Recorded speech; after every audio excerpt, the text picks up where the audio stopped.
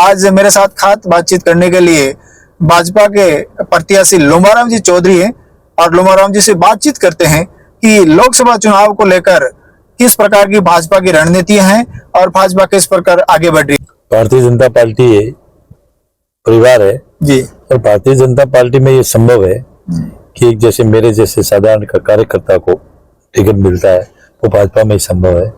आपने कभी सोचा था? मैं हमारे आदरणीय नरेंद्र मोदी जी, हमारे राष्ट्रीय अध्यक्ष नड्डा जी, अमित शाह जी और श्रेष्ठ नेतृत्व को बहुत बहुत धन्यवाद देता हूँ कि इन्होंने एक कार्यकर्ता को टिकट दिया, मेरे जैसे कार्यकर्ता को टिकट, उसके लिए मैं बहुत बहुत धन्यवाद आभार देता हूँ।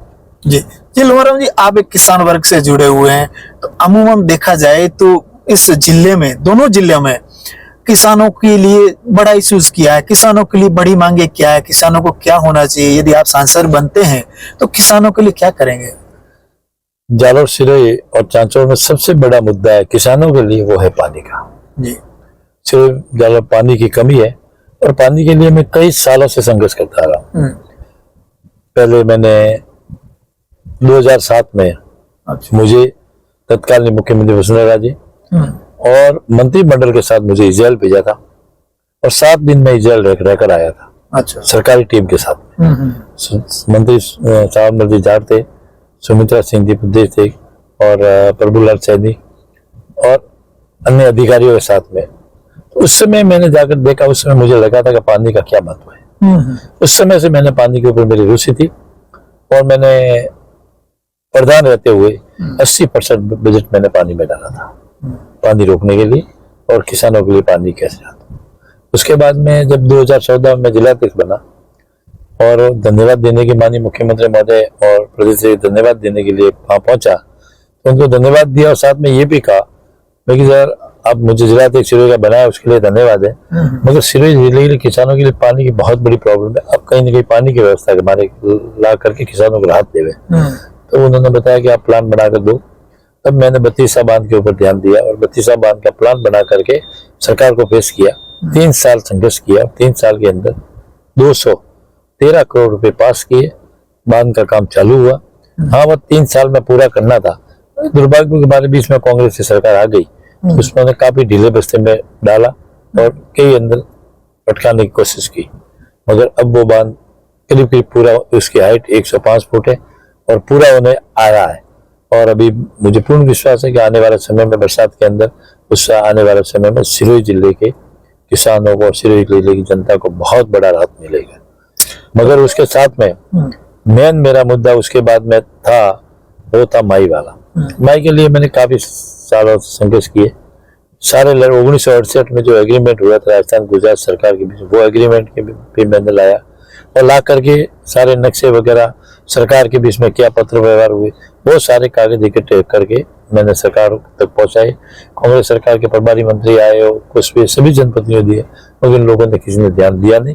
अब शायद हो सकता है, विश्वास आ रहा है कि हमारे भारतीय जनता पार्टी की सरकार बनी है राजस्थान में और आने वाले टाइम में नरेंद्र मोदी जी की सरकार, भारत सरकार बनेगी। दोनों सरकारें होगी, दोनों डबल इंजन की सरकार होगी, तो उसमें मुझे पूर्ण विश्वास है कि माई वाला जो मुद्दा है वो पानी में लाने के लिए हम सक्रिय होंगे। आप सांसद बनते ही जालोर, सिरोही, सांचौर तीनों जिलों के लिए पहले क्या प्राथमिकता रहेगी इस आवाम के लिए, 22 लाख पब्लिक लोगों के लिए? पहली बात मैंने बताई कि सबसे पहली प्राथमिकता मेरी रहेगी पानी की, क्योंकि पानी होगा तो सब कुछ होगा, पानी से सारा विकसित होगा। पानी नहीं होता तो सब कुछ यही पड़ा रहता है, लोग बाहर जाते हैं। पानी होगा तो उद्योग लगेंगे, पानी होगा तो खेती के उद्योग लगेंगे। तो ये सबसे पहली प्राथमिकता मेरे पानी की रहेगी। उसके साथ में दूसरी, जैसे रेलवे के लिए भी जरूरत है, उसको रेलवे की जरूरत हम पूरी करेंगे। जहाँ पे कुछ ट्रेनें बढ़ानी है वो बढ़ाएंगे, कहीं पे रेलवे को जैसे सिरोही जिला हेडक्वार्टर को जोड़ना है तो जोड़ेंगे। इधर चांचौर से बाड़मेर, चांचौर और रानीवाड़ा जोड़ने की उसके लिए कोशिश करेंगे। यहाँ हम स्वरूपगंज, सिरोही से वागरा तक जोड़ने की उसके लिए भी कोशिश करेंगे। और मैं प्रवास में घूमे तो उन्होंने मांग हमारे साथ रखी थी और एयरपोर्ट के लिए भी उन्होंने मांग रखी थी। तो मुझे पूर्ण विश्वास है नरेंद्र मोदी माने भजन लाल जी पे कि एक लोकसभा में एक अब एयरपोर्ट कहीं ना कहीं विकसित कर। लोमाराम जी, एक सवाल है आपसे।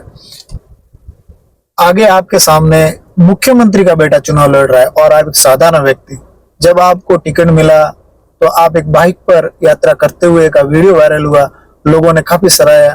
क्या लोमाराम जी वो का वो रहने वाले हैं या गाड़ियों में एसी में रहने वाले बन जाएंगे? लोमाराम पहले भी जिस समय प्रधान बना उस समय भी वही था, पहले भी वही था, प्रधान बना तो भी वही था। उसके बाद में सरकार में मुझे जिलाध्यक्ष बनाया था, 2 बार जिलाध्यक्ष सरकार में था, मगर फिर भी लोमाराम वही था। मेरे कोई फर्क नहीं पड़ता है, पद कई बार आए, कई बार गए, कई सालों से काम कर रहे हैं। संगठन कोई भी काम देता तो काम करते हैं, पद कोई देते हैं, पार्टी पद जहाँ इलेक्शन लड़ने के लिए कहते हैं तो आज इलेक्शन लड़ते हैं, पद आते हैं जाते हैं, मेरे कोई फर्क नहीं पड़ता है। आप एक साधारण व्यक्ति हैं। मैं साधारण कार्यकर्ता हूँ और साधारण कार्यकर्ता ही रहना चाहता हूँ। आपसे सवाल है, आपके सामने चुनाव लड़ रहे हैं कांग्रेस के प्रत्याशी वैभव गहलोत।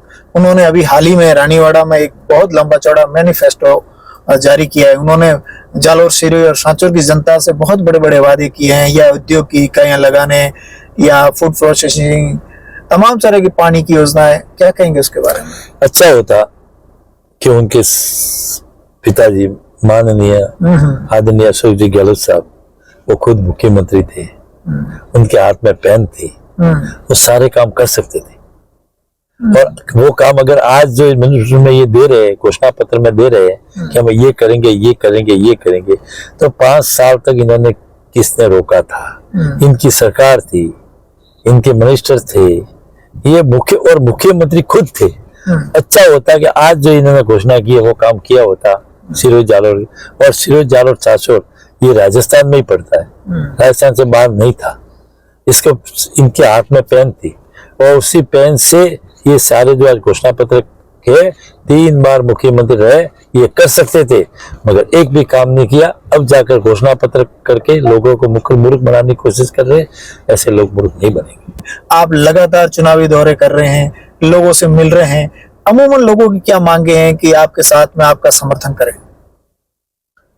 लोगों को पूर्ण विश्वास है कि मैंने 40 साल से जनता की सेवा की है, 40 साल से मैं जनता के बीच में रहा हूं। मेरी पढ़ाई लिखाई यहाँ हुई है, विदेश में नहीं हुई।